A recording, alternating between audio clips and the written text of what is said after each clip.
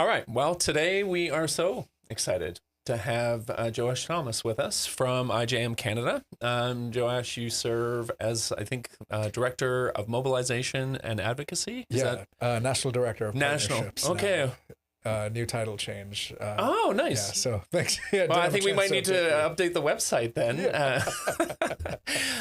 It's so good to have you come to Calgary, spend some time in person. Actually, just discovering this morning that you hadn't actually been in our church space, so it's kind of nice to maybe build a bit of a relationship over the years with some of our staff. But now to have you in our space is so lovely. Thanks for having me. It's an honor to be here. And yeah, I've always been inspired by the community here. So I lead IJM Canada's national church partnerships work. And it's just inspiring to hear stories of partnerships and generosity from your community with our work over the years. And so it's just an honor to get to be here and get to breathe the air in here. So, I mean, that's a compliment, isn't it? So great. What we want to do is just have a bit of a conversation today. I mean, probably just trying to build a bit more of awareness in our community. yeah. Because the work that IJM does is so vital and important, and our connection to it as a local community is so vital and important. So maybe we're going to try to put some of those pieces together today. I wanted to maybe just start, because I would imagine that lots of people who are going to tune into a conversation like this, they might have a sense of what IJM is. They know that you're the biggest sort of advocate over and against modern slavery operating in the world today. They might have a sense of how you do that. You advocate for, the victims, women and children. You sort of try to bring perpetrators or those who are committing violence, bring them to justice. I wonder if you could sort of maybe get up 30,000 feet, because I don't want to just like read your website. I want to sort of give people a sense. So like how would you describe at that sort of big overarching umbrella level, how would you describe the work that IJM does, just as we get going? Yeah. I would say our mission at IJM is to protect people in poverty from violence.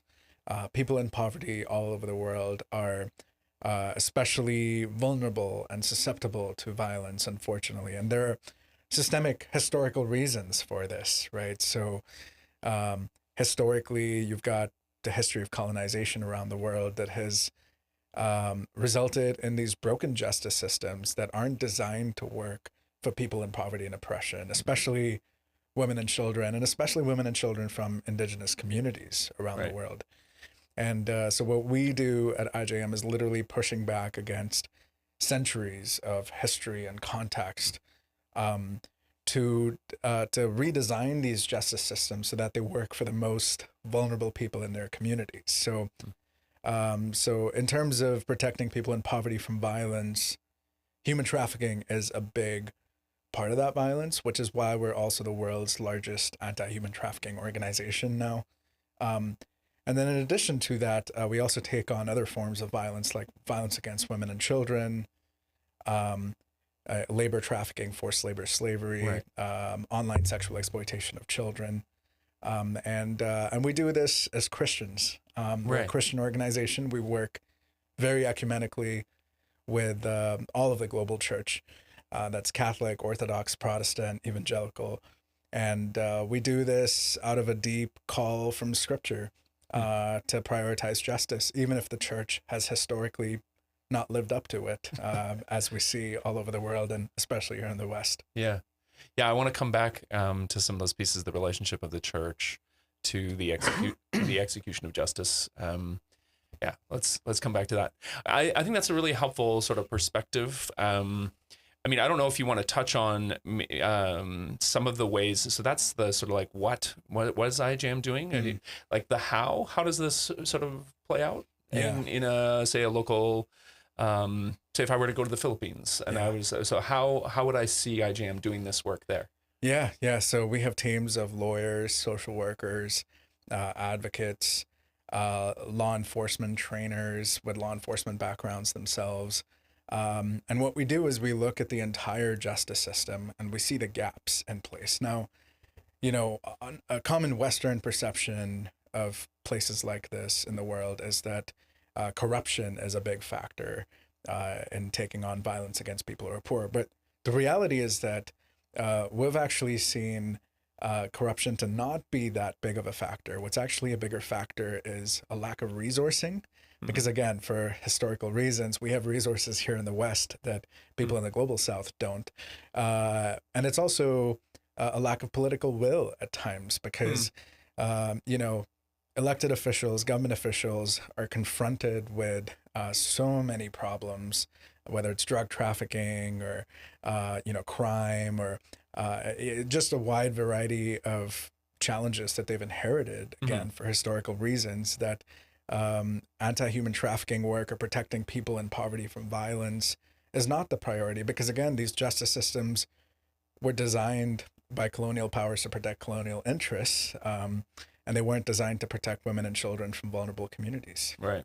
Yeah. So I mean, this is sort of the legacy, and so as you do this work, you sort of do it in a really dynamic, interdisciplinary, multi-level. That's sort of what it sounds like. Yes. I mean, I would say our unique value addition everywhere we work, even in places like the Philippines or Guatemala, where Commons has partnered with us for many years, our unique value add is we're experts in trauma-informed justice system strengthening. Right. So we bring the trauma-informed expertise to law enforcement, to aftercare. So to give you an example of this, in the Philippines, we take on the online sexual exploitation of children, which is this horrendous crime, probably one of the darkest crimes that we take on at IJM, where children as little as 2 months old, the youngest child our teams have ever rescued, are put in front of a camera and they're abused online through the live streamed internet by perpetrators in the West. And so what's even more depressing as a Canadian is the fact that Canada is the number 4 country in the world that's fueling the demand. Yeah, like accessing this, paying for it.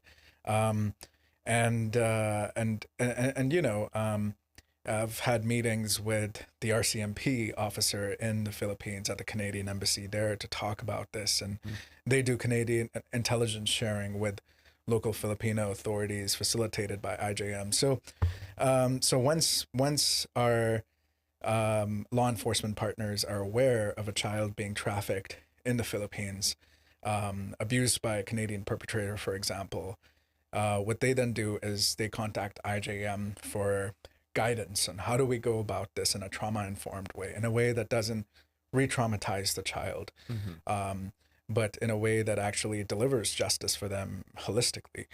And so we then send social workers to accompany these law enforcement officials, these police officers, federal agents on these rescue operations. So we're not the ones kicking the doors in. Right. They're the ones with jurisdiction. Right. So they're the ones kicking the door in, and we just accompany them as advisors to advise them on how to be more trauma-informed. On how to kick the door in. In a trauma-informed way. Yeah. No, I mean, I think that's a helpful distinction. And maybe, I mean, I think this is, especially if you are not familiar with IJM, to sort of get a picture of the ways that you collaborate. Yeah. And I think, I do want to talk a little bit about the Victims Institute here in a few moments. Yes. Okay, well, I think that gives us maybe a overarching view. Yeah. I'm sort of curious. You've been working with IJM for how long? A decade now. Oh, okay. Yeah. So a decade. 3 different countries. Yeah. Okay. I'm sort of curious if there are some maybe models or examples of justice seeking from earlier in your life before you started this work. I'm sort of curious. Maybe we can lean into some of what brought you, and you can tell as much of that story as you want. But I'm sort of curious if there's some hints of this awareness that predate a little bit. I love that, and I love that I'm at a church here sharing this story because, for me, the heart for justice was really cultivated in the Global South Church, where yes, there was an understanding of the gospel that may have been very narrow in the sense of, the gospel is only stuff you believe in so you can die and go to heaven, right? Just like a very narrow what while that was true, I think what's also true for the Global South Church is we see poverty and oppression so much in our face in a post-colonial world. And, we realize that this isn't good news until and unless it's actually good news for people in poverty and oppression, just like Jesus says in Luke chapter 4. And so for me, I had opportunities from my time in youth group to actually go and volunteer with HIV positive families in a time and culture when being HIV positive was seen as highly stigmatized, and people, especially from poor communities who were HIV positive, didn't have access to resources, to medical health care, to counseling, to psychotherapy, things like that, to help them through it. And so I got to see the local church in action there, and got to volunteer my summers from 9th grade on to 12th grade, really. And it was quite transformative for me to experience Jesus on the margins among people who, even if they didn't follow Jesus, embodied Jesus by just through their suffering and their humility and their way of still being generous and welcoming us into their homes with chai, and I think that was transformative for me in my teenage years. So, but I learned about IJM when I was probably about 10, actually, and a lot of my Sunday school teachers at church were the first IJM India lawyers and social workers. 99% of our staff are local nationals to the countries and communities that we're in. So they were positive role models for me. I wanted to be like them. So at 15, my dream job was I want to grow up and work for IJM. Okay. And growing up in India, but it's been a beautiful journey since then of moving to the U.S. Because my family decided to move there. So got to be an immigrant there, and worked in the political world in the U.S. for a number of years, trying to love God and love neighbor, but ultimately being disappointed because I thought I'd find Jesus in the halls of power. Instead, I found him on the margins when I took a gap year after university, went back to India, worked with IJM there. That's where I encountered Jesus again in a very fresh way among victims of labor trafficking. And it's that desire to experience Jesus that's really driven me to the work of justice more and more over the last 10 years with us in 3 different countries. Right. And it's so clearly, as part of your sensed and lived vocation now. That's kind of neat that those roots go all the way back to childhood in lots of ways. I'm sort of curious. Obviously, you've alluded to how your sort of vocation with IJM has changed over the years. Your location has changed. Yeah. I wonder if there's, if you were to sort of try to speak to, what's the thing that motivates you sort of in the next 5 years the most? Obviously, IJM has its spoken sort of goals and set. I'm just wondering, where does that intersect with your own sense of what I'd love to see happen? If there's a combination of those things. Absolutely. I think the thing that keeps me at IJM is not just the transformation that I get to see in places like, Mumbai and Kolkata, places that I was just in a few weeks ago, where we've seen the reduction of child sex trafficking by 80% in both cities, which is nuts. Or in the Philippines, where we've seen the reduction of child sex trafficking by 86% in Pampanga.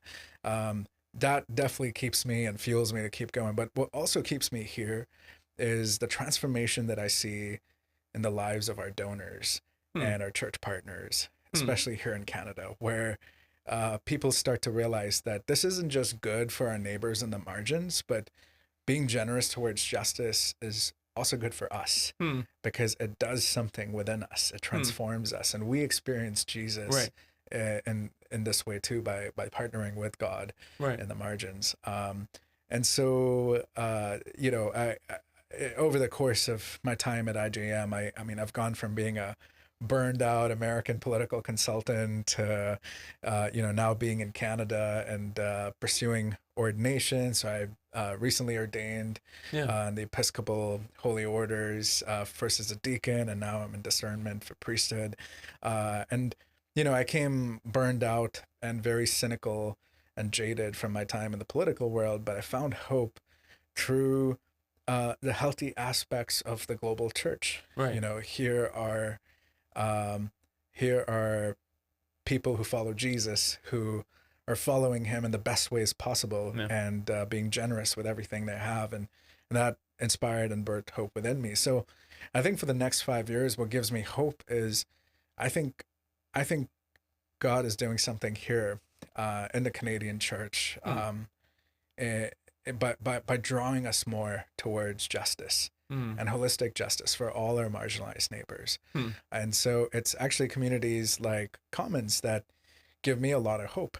And I think this is the future of the church, a church where people want their faith to also be good news to people in poverty and oppression, just like Jesus did in his first, public teaching in Luke chapter 4, where he says, he came to proclaim good news to the poor and the oppressed. And I see the Canadian church starting to embody that more and more. It's challenging. It can be a struggle. There's a lot of divisiveness that comes in the way of uniting with people who have different perspectives on, secondary doctrines or tertiary doctrines, or even our Hindu, Muslim, Sikh neighbors outside the church. But I'm seeing more and more evidences of grace across the Canadian church from my vantage point. Yeah. And one of those communities would absolutely be Commons here in Calgary. And that's what keeps me going, seeing the transformation that also takes place here. Yeah, or it's going to keep you going for at least another 5 years, right? That's the hope. I was going to say my question may have felt a little constrained, but no, it's lovely to hear your perspective. You've just alluded to something that I did want to talk to you about. Because we're living sort of in the aftermath of a global pandemic. Yeah. I think basically anywhere you go in the world, we see politically and socially a really strong sort of fraying of what is held in common in many societies. Obviously, that's playing out in the way that certain issues, certain ideas will be politicized. And IJM does this work in a world where it would seem as though what kind of, how it can seem like it's difficult to do the work as people are maybe not committing themselves to kindness together. And so I'm just sort of curious if you've thought about, you were sort of just alluding to this there. Yeah. In what ways does the work of justice sort of invite us to bridge gaps over and against the things that are pulling us apart? Is that clear enough? I love that. That's such a great question. I really think the work of justice can be the unity builder in the Canadian church, in the global church, and we see this every day. We work very ecumenically across the entire Canadian church, and we see church partners with very different beliefs working together and uniting around the bad news of injustice and taking on the bad news of injustice together with the good news of hope that we have of a new creation being ushered in. And I see church partners then jumping in to embody this new creation, this new way that Jesus calls us towards in a dark and depressing world. And so that's something that also gives me hope. So some of my favorite moments at IJM have been a prayer event, where you've got a Catholic priest, and you've got an evangelical pastor and a Methodist pastor, a female Methodist pastor, kind of all uniting together. You've got the pastor of a queer affirming church and the pastor of a more conservative evangelical church, who are not able to agree on anything else these days, but can agree on this and can agree on the work of IJM being something that's deep and personal to both their communities, uniting, being willing to look past our other differences and unite around our shared love for Jesus and justice as difficult and complex and countercultural it might be in today's world and even today's church. And so I think our work at IJM can really be a work of bringing healing and unity across divisions, if we let it. If we're willing to sit at the same table with someone who maybe embodies ideas very different from us that can be deeply hurtful to us because of our own trauma. But if we're willing to still share space with each other and love our enemies the way Jesus taught us to, even within the church, we can see some really good work being done across the world, like, you know, the 80% or 86% reduction of trafficking in places that we've seen, because it's going to take all of us to take on these dark crimes. And not just all of us within the church, but also with people of goodwill outside the church. I was just going to say, there's something compelling to me, at least we're a local church. We partner with an international organization that, by definition, invites us into relationship with other sort of siblings of faith. And in that sort of restorative, you've used the language of healing, of connection.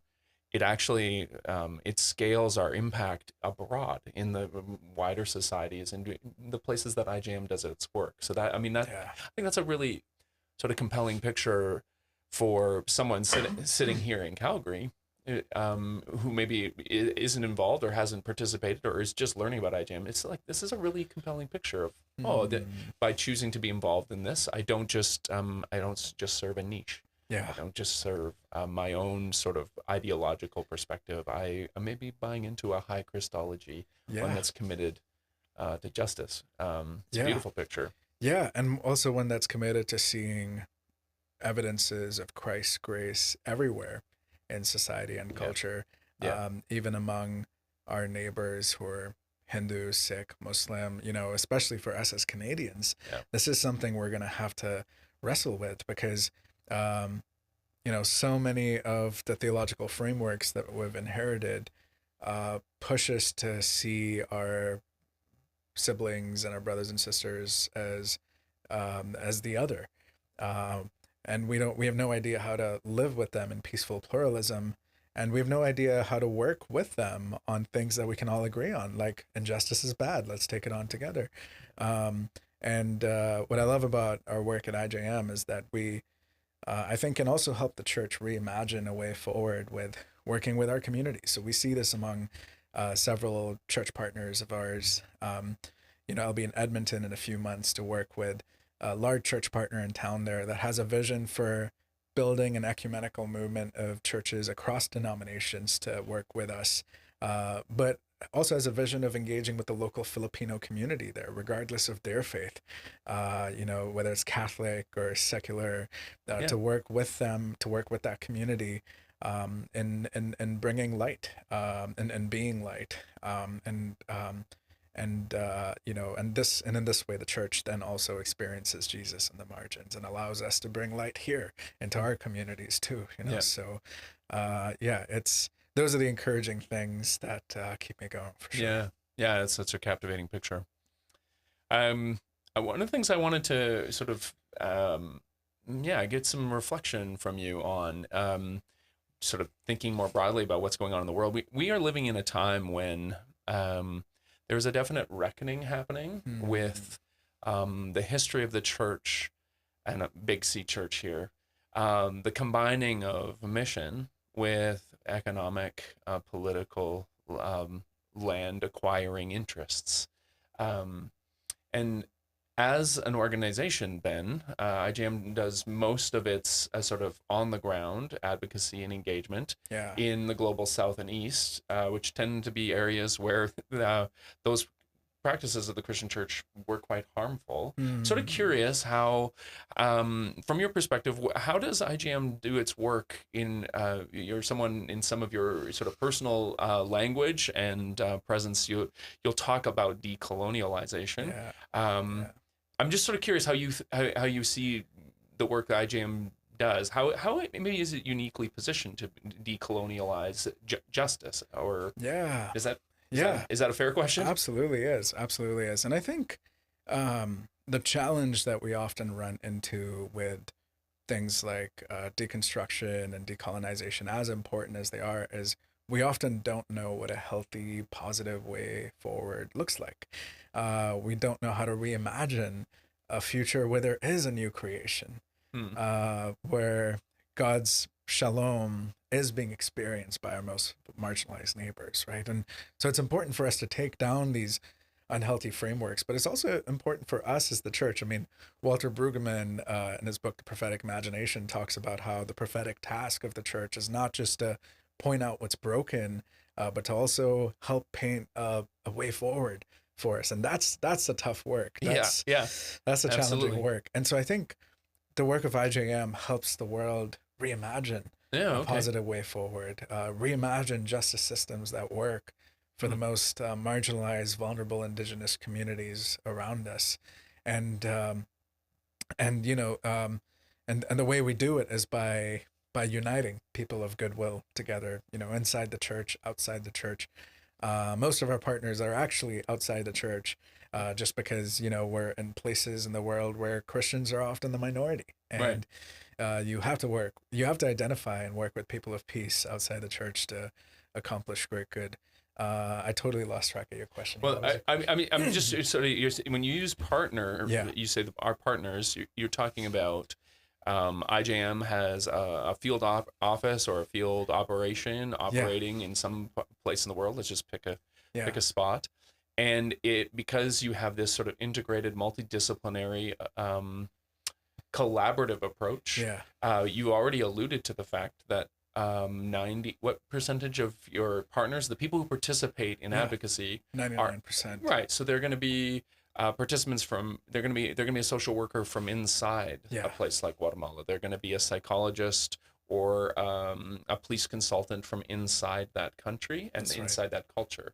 And to me, I was sort of curious about the ways in which, like IJM is maybe, I think there is more awareness of the impact of colonial practices, but as a Christian organization, explicitly, that sort of history is just always there. Totally.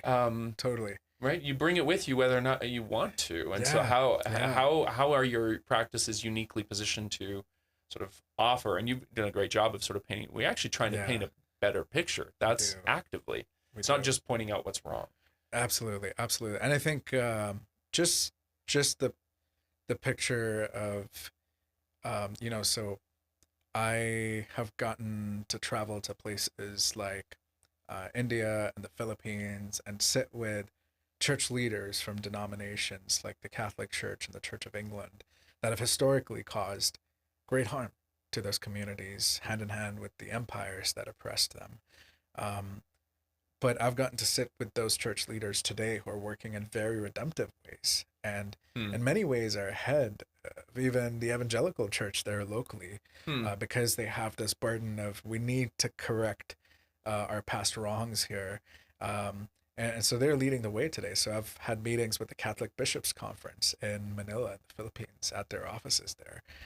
Just been astounded by how much they prioritize the justice of Jesus, and how much they speak prophetically to people in power. So I heard this story from a Catholic bishop when I was in the Philippines of IJM was trying to pass a law in the Philippines that would help our, neighbors or kids, being exploited through trafficking. And there were certain politicians who were standing in the way of that legislation being passed. And so IJM worked with the Catholic Bishops' Conference in the Philippines then to reach out to the bishops of those elected officials, who then had private conversations with the elected officials saying, look, this is God's work, this work of justice, and you're standing in the way. And this is likely going to affect your membership in the church. And, just exerting pressure that way on behalf of our marginalized neighbors, and the church kind of prophetically standing up to power when needed, to exert its influence and to exert its power on behalf of those without power, who are being oppressed and marginalized. And we see stories like this all over the world, in places all over the world. So I think we're able to, I think it's so easy for all of us, and I speak myself too, like not to only throw my white siblings under the bus, but like I'm a St. Thomas Indian Christian. My family's been Christian 2,000 years. Right. But my ancestors have had their blind spots too.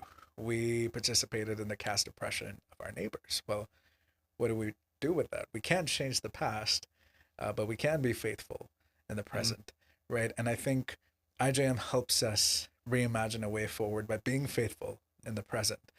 So there's no reason to sit in that guilt.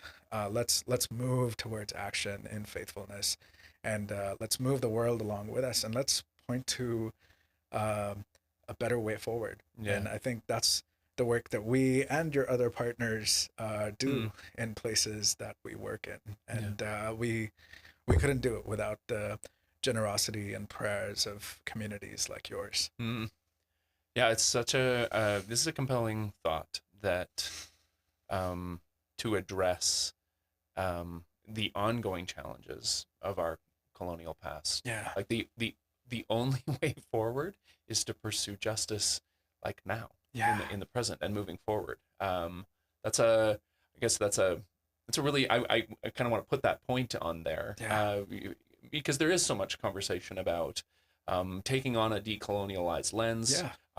There's a kind of reckoning and rectifying that needs to happen. Absolutely. And justice, the pursuit of justice, is the way we can do that together.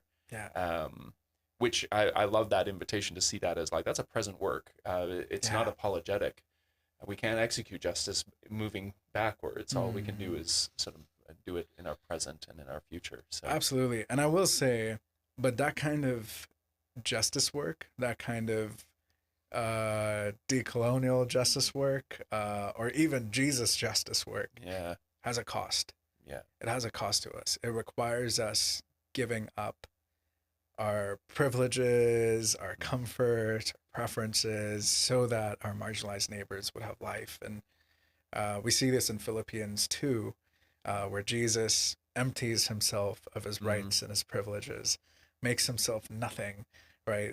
Literally a marginalized Jewish, Palestinian, unhoused person, right? From a refugee family fleeing violence. He chooses that. I mean, I often say in my teachings, Jesus could have chosen to come down as a Kardashian if he'd wanted to, but he chose to come down Thanks as... be to God, he did not.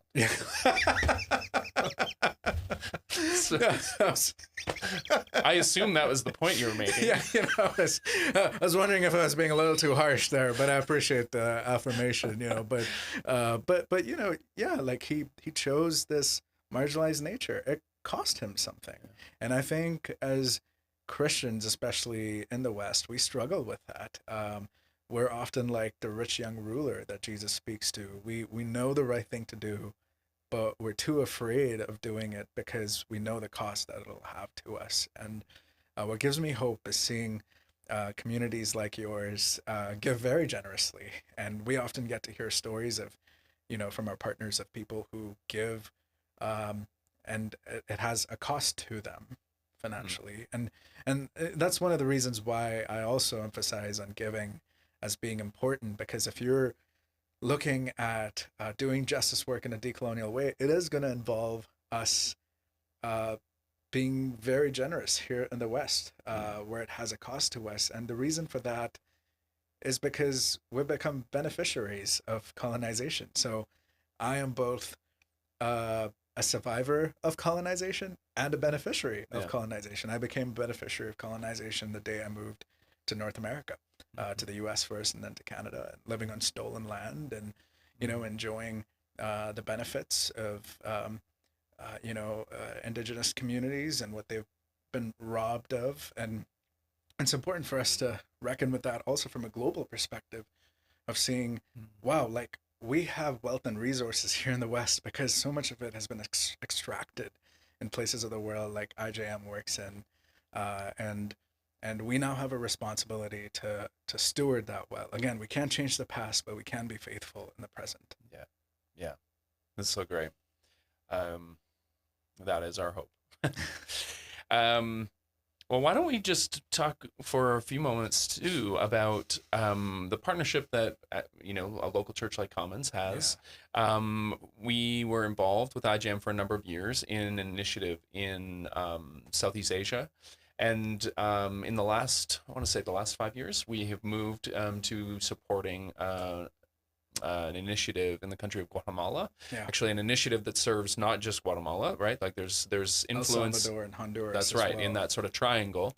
I wonder if you can, for those in our community who may not be super familiar with the Victims Institute, again, an organization that's not that old, but is having an incredible impact. If you can just sort of give us a picture of what it is and sort of the ways in which we're partnered with ongoing sort of stemming the tide of injustice in this one particular place in the world. Absolutely. Yeah. I mean, we're so grateful for the partnership we've had with your community over the years in the Northern Triangle, starting with Guatemala. So in Guatemala, in the Northern Triangle, we take on violence against women and children. And this has a very direct connection to our lives in North America. So if you've been following the news on the refugee crisis from Central America, so much of that is from the Northern Triangle. And so much of that statistically is because of women and children who are fleeing violence, and especially sexual violence in these contexts, and seeking safety and protection for themselves. And so what we do is we do the difficult work of reimagining a future in Guatemala, El Salvador, and Honduras, where every child is protected by their local justice system, especially if they're from indigenous communities, where they aren't forced to flee the violence, because no one wants to be a refugee. No. Everyone wants to flourish. Flourish and have a safe, prosperous life where they've been planted. And unfortunately, many women and children in Central America and the Northern Triangle do not have that luxury, that privilege. So we've partnered with the local church there, Catholic, Protestant, evangelical, and one of the highlights of our work in Guatemala is something that Commons Church has directly gotten to partner with us in, which is the Victims Institute. Yeah. So for us, we can't do the work of bringing relief to more people, of fighting their cases in court, if we don't know that there's a safe home for them, if there's a safe space for them to thrive. And providing safe communities for survivors also means giving them avenues to advocate for their rights. Right. Ultimately pulling up a seat at the table of power for them as survivors to share their perspectives. And we're a very survivor-centric organization in that way, in the way we work, because to be trauma-informed is to also be survivor-centric and to prioritize their perspectives at the table of power. So the Victims Institute has been this model for us in Guatemala. Started with one, and it slowly, expanded across the country, and it's now a model that we're expanding across the Northern Triangle because of the success we've seen there, and it's also something we want to see across Latin America and other parts of the world, where survivor advocacy takes different shapes and forms, differing from context to context. But it's ensuring that there's safety, healing, protection, and trauma-informed ways for these survivors, and then giving them a seat at the table to advocate for themselves. But I'd love to hear from you. You've been getting in-depth reports. Well, I was just going to say, as I understand it, the Institute is also, it's sort of a collaboration between IJM as an international organization and like the local and or national government. Yes. As I understand it too, there's a kind of integration where IJM sort of lobbies, in some cases, lobbies the government to act, say in the changing of certain laws around certain types of violence, as an example. Yeah. But then not only, it's not just lobbying, there's a kind of collaboration. The longer the institute is there, Yeah. they end up in this sort of like a conciliary or like building relationship with the local government, Yeah. where you do consultant work. So, Yeah. you know, local partners. Like I'm just thinking about some of the reports that I've gotten over the years of the ways in which if I practice law in this part of the world and I'm a partner with IJM, and because of the relationship IJM builds, you're given an opportunity to provide care to victims. Yeah. You're also throughout their sort of criminal the pursuit of justice throughout that journey. Yes. Right. Yes. Often those services are provided to people who can't pay for them. Right. That's a pretty special feature. But then I'm also thinking of the ways in which the Victims Institute has helped train the judiciary arm of the culture. Yeah. So training judges on how to ascertain truth, ascertain what appropriate responses. Survivors training judges. That's right. To me, again, I use the language when I'm talking about this in local community here, like multidisciplinary, collaborative. Yeah. I think it's just interesting to see the ways in which IJM in this particular model sort of has pushed governance, like at the highest seats of power, lobbied for change, while also then over time becoming like an advocate, like not just pushing, but then like holding the hand and like going arm in arm. Yes. So I mean, I think over the life of the Institute to this date, I mean, thousands of victims have been assisted. Yes. And that's a pretty amazing. I don't know if I've seen like you referencing these percentages that IJM has been able to say, okay, well, we can estimate that you know in this part of the world, I can see a time when you will send us a report like this, or we can say, well, we can measure or our domestic violence claims, and reporting has decreased by a certain percentage. That's what we would hope. Absolutely. And I don't know if that, again, I'm just trying to paint a picture of what I think is an incredible, it, you know, began as an initiative, and now is shaping policy collaboratively with the government, which I think is incredible. 1,000%. I mean, so our office in Guatemala was our first office in Latin America. And we've had other offices set up since then, like the one in Bolivia that I just got to visit a few months ago. Nice. And in Bolivia, I could see the ripple effect of the Victims Institute and those trainings for judges in Guatemala, because in Bolivia, our team has taken those learnings from Guatemala. And, you know, I got to meet with multiple judges, multiple prosecutors who've been trained by IJM. And who were just telling us how grateful they were for that training and that resourcing.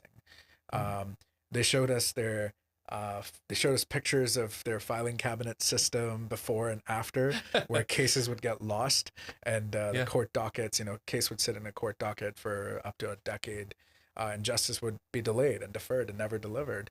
To now, like such a neatly organized filing system, and just trainings where you know, so they even, I think a big part of our learnings from the Victims Institute that we've applied in Bolivia are these chambers, these special chambers for child survivors of violence, where it's already traumatic to endure what you've endured, and now you have to tell your story, a deeply vulnerable one, in front of strangers and not be re-traumatized. So what's been done is they've developed these chambers inspired by the Victims Institute in Bolivia too, where children are just working on coloring books with a psychologist, and that's the only adult they're interacting with.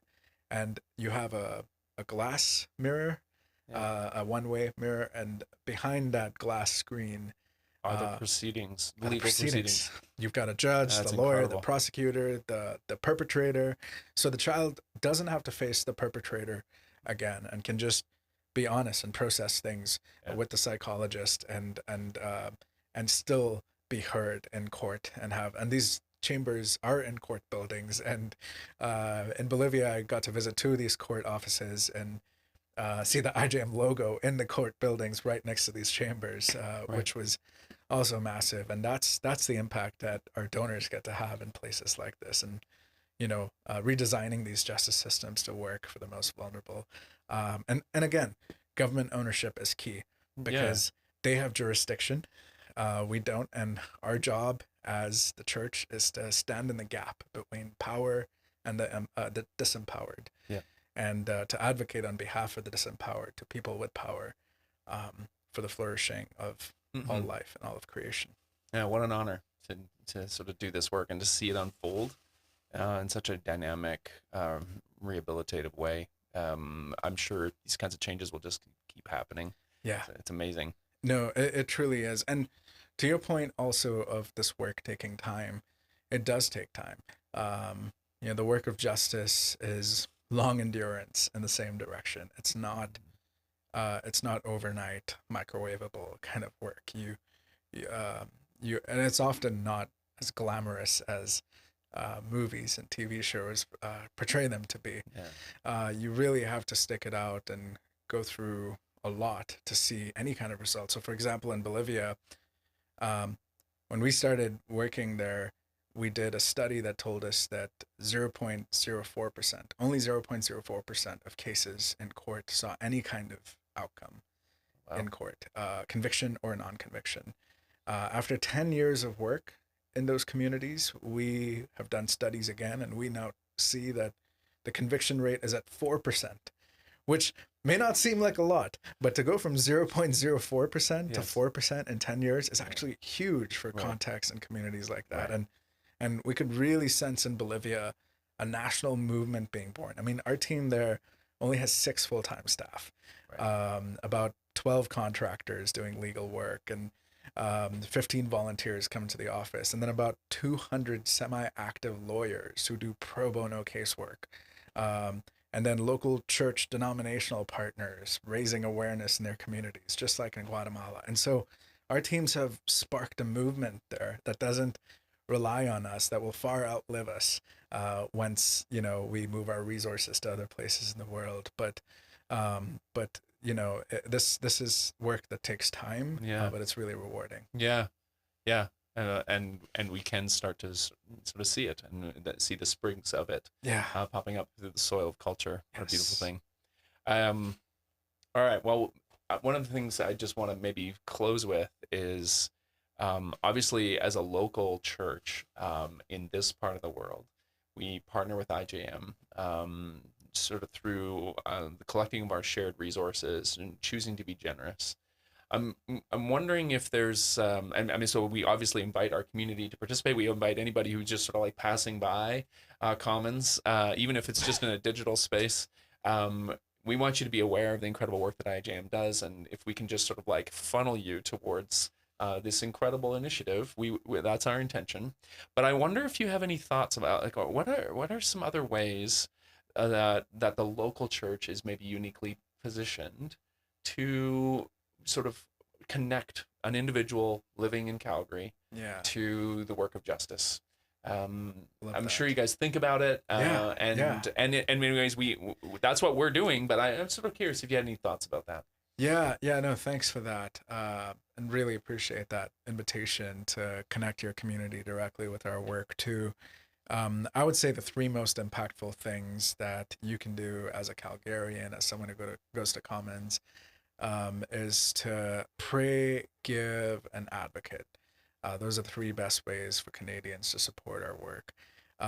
We've got a prayer newsletter. So if you go to our website, we have this newsletter that gets delivered into your email inbox once a week, weekends, and just has active prayer requests and often sensitive prayer requests from programmatic work, where we'd love for your partnership in prayer. The other one would be giving. So I'll go back to Toronto and ask the team to build us out once I'm back there. But, we can set up a web page, ijm.ca/commons, for anyone from your community who wants to, also maybe give financially, or invite your neighbors to give financially to this work of justice that you're already engaged in through your giving to your church. So ijm.ca/commons would be the page. And And you know what? Like, continue giving generously to your church, because this is where your giving is going. And these are the stories that your generosity is producing in parts of the world that you likely never get to go to. But here's the impact of your church membership. How cool is that? Yeah. And then advocate, like, raise your voice with us. We'll have advocacy campaigns coming up soon. So if you sign up for our emails, you'll get all those updates. We're trying to create a national advocacy campaign to change some of the Canadian laws Yeah. around the online sexual exploitation. This is good. This is good because I think it creates a kind of concentric circles of engagement, right? Yes. So my heart can be woven into the work that's being done at the Victims Institute, but now you're inviting me into like the advocacy happening here. So Yes. I think I may have interrupted you. No, not at all. And I mean, I'm really glad you did, because ultimately we have a government too that has been shaped by colonialism, whether we realize it or not. And especially in the online sphere, our government's posture isn't to think of laws that protect the most vulnerable. It may often lean towards other priorities on the online side of things, such as privacy, which is important. But then you've got this tension that often takes place with child safety and child protection, right? And so our government leaders in Ottawa need to hear from everyday Canadians who say, we care about child safety and protection. And we want that to be a priority that's balanced with the other competing priorities when it comes to online safety. Because, again, the same perpetrators who pay for the live streamed abuse of children in the Philippines would also do that for children in our communities here in Canada. And one of the best ways to protect our children is to advocate for the changes that we're going to be calling for. So, stay tuned for more details, information on that. But, we're just so grateful to be in relationship with Commons. And we have, so many longtime supporters who are part of your community who find themselves refreshed by both their participation in the work of IJM and their everyday participation in the community here at Commons. And this partnership, I think, is a reimagination of a way forward for us. There's so much to repent of, for sure, in the past, but we're called to be faithful in the present, and we can be faithful through justice in your partnership with IJM and your other partners. So thank you for having us and having me. Yeah, and thanks for taking a little bit of time to come and hang out with us, and then also to just maybe even just give us a bit of a portal into the work that IJM does, your involvement, and then ways that we can step toward. What a joy it is to share this time, man. Honored. Thanks. Honored. Thanks, Scott. Peace.